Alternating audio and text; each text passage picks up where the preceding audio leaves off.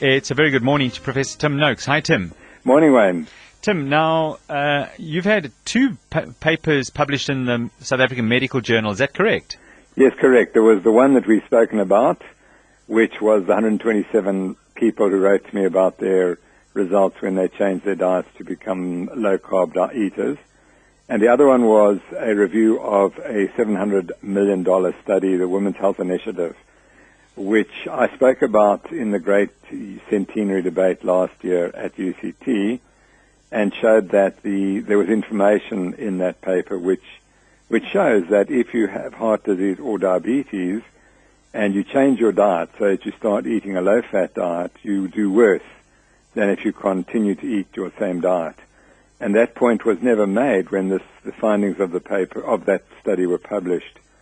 So I also wrote that was the second paper in the South African Medical Journal, and I'm glad to report that they've both been very popular. The one about the Women's Health Initiative has been viewed now over 6,000 times in the last week or so since publication. And my article on the 127 who reported their weight loss and their health improvements on the diet has been viewed over 4,000 times.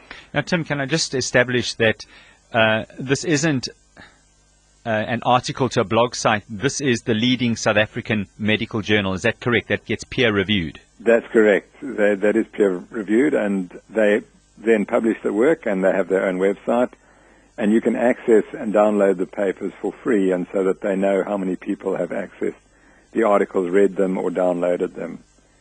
And so that this is an academic audience who would be reading these articles. Right. Now the other thing is the group think with scientists. Let's take a listen to that. Discuss it. When scientists get together, or people in groups who get together, what is the understanding of that? Well, interestingly, I discussed that at the Ethics Exchange Conference, which was held in Cape Town on Tuesday morning at the Fugard Theatre in Cape Town. And there were about 8 of us, or 10 of us perhaps, speakers. And I spoke on when groupthink is unethical. And my point was that groupthink is when you have an in-group of people. To be a member of that in-group, you all have to think exactly the same. And you may not condone any thinking that conflicts with that group belief or groupthink. And it was really described in a book in 1972, and it followed perhaps from other work that had been published, like 1984 by Orwell, who wrote the book 1984. And he also described this as thought control, and that he said ultimately in a society that controls its people, there is no thinking. And that was the point of groupthink. Actually, no one's thinking. And so I looked at the heart diet hypothesis and the cholesterol causing heart disease, and looked at the evidence that this was groupthink, and that we do not teach in our medical schools anywhere in the world or in our schools of nutrition the converse theories, which are out there and are available and are real. In other words, there is evidence for them, but we don't teach them. And we don't teach them because of this groupthink, and everyone wants to think the same. Is this very dangerous for our scientific approach?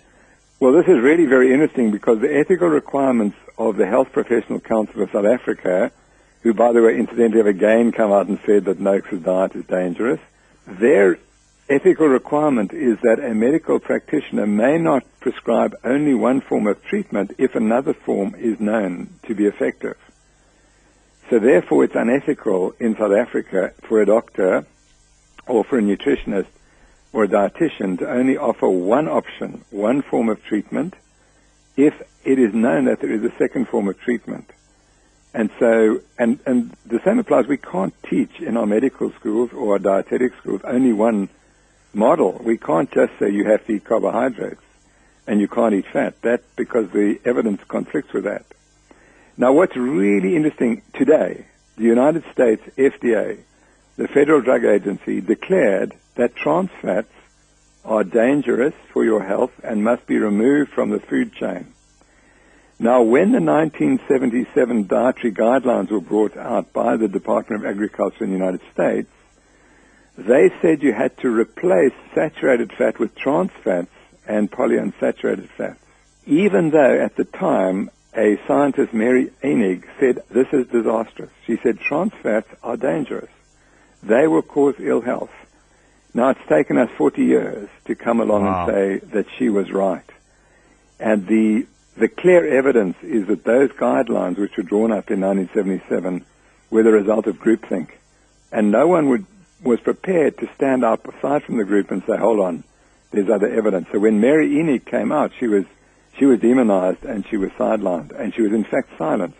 And the vegetable oil industry went after her because they had the opportunity now to demonize saturated fat and make vegetable oils healthy. So 1984. And it's such a sad story that happened right there before 1984. Tim, thanks so much for joining us this morning. Really appreciate that information, and we'll chat with you again on Tuesday when you come in at 7. I can't wait to be there. Thank you so much, Tim. You have a great day. Thanks, Ryan. Bye-bye. Bye-bye.